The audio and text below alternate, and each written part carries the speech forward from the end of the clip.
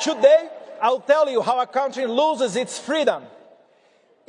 I look around and see these ordinary men and women who dreamed of a better country, left into a dirty prison as if they were worthless than an animal. And for those who think I'm exaggerating, I will mention a few simple examples. You can take a look at the images. Felipe Martins, the President Bolsonaro's international advisor, like Jared Kushner, a brilliant young man in his studies with a promising future, imprisoned by a court of exception, accused of a coup d'etat never attempted or planned, and without hope of minimally fair treatment, as due process and broad defense no longer exist in Brazil.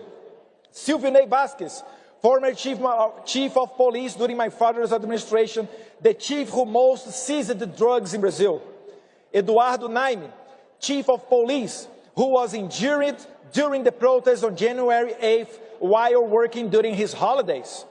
And also lawyers, veterinarians, journalists, comedians, pastors, a sign language interpreter, a gospel singer, a homeless, an individual diagnosed with a high degree of autism, all of them imprisoned and accused of coup. These people are now receiving sentences of 17 years in jail. And Clezão, salesman, died inside prison as waiting trial for almost 1 year.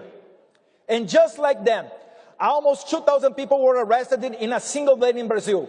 Elderly, pregnant women, and even children accused of being terrorists, of having attempted an armed coup, even though not a single weapon was seized. The totalitarian judicial system created the narrative with the help of the legacy media that these ordinary people were a threat to Brazilian state. And this climate of persecution expanded censoring and hunting critics of the current government.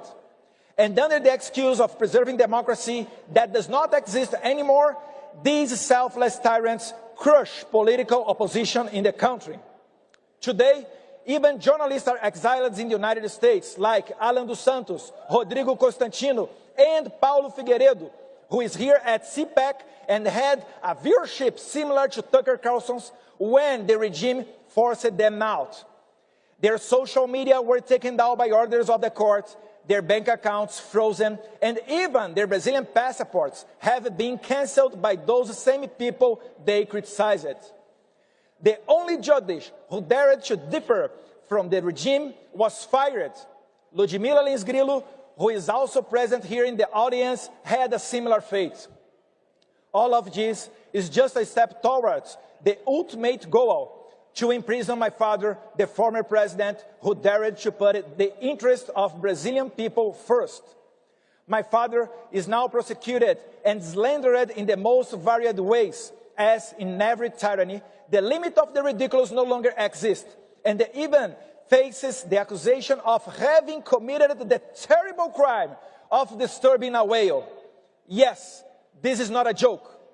My father is criminally charged for passing by a whale on a jet ski through a complaint made by Lula da Silva's environmental minister.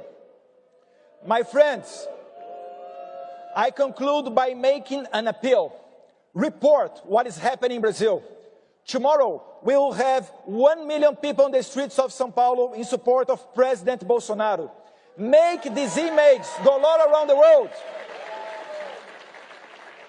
American congressmen, we ask for a hearing in your Congress. You are the leaders of the free world. Help us to expose this tyranny. It says my father often quotes in John 8:32. And you know the truth, and the truth will set you free. But there is still hope for Brazil. I'm looking forward here now to listen to the great president of our brother country, Argentina, Javier Milei. God bless you. God bless the free world. Thank you, CPAC. Thank you. Thank you.